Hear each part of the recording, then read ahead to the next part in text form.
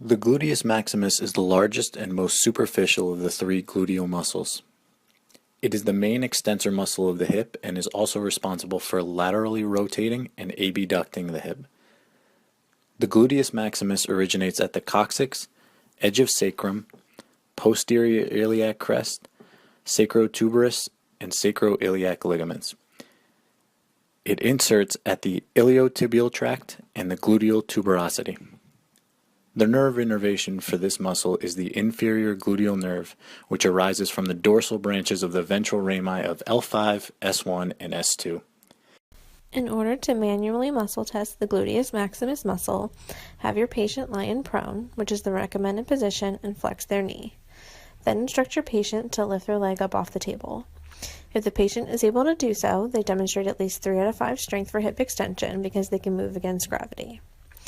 Next, place your hands on the back of their thigh and tell them to lift up into your hands as you push down.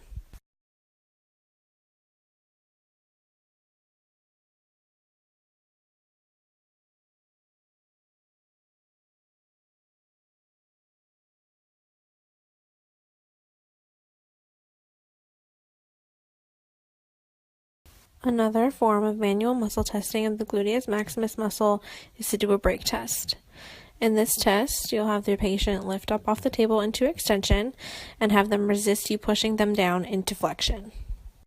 It is important to flex the knee while testing the gluteus maximus muscle because it puts the hamstrings on slack. By putting the hamstrings on slack, you're truly isolating just the gluteus maximus muscle in hip extension. If a patient's gluteus maximus is found to be weak, the patient may present with a gluteus maximus gait abnormality. Next, we'll discuss what this type of gait would look like and why specifically it would occur. What does glute max gait look like? This patient presents with extension of the trunk and heel strike, which is due to the weakness of the gluteus maximus muscle.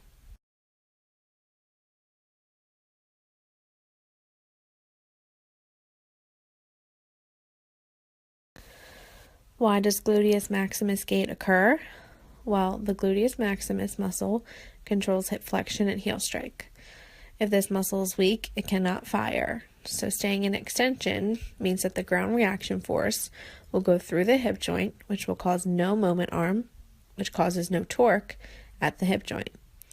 This means that the gluteus maximus muscle will not have to fire eccentrically to control hip flexion at heel strike.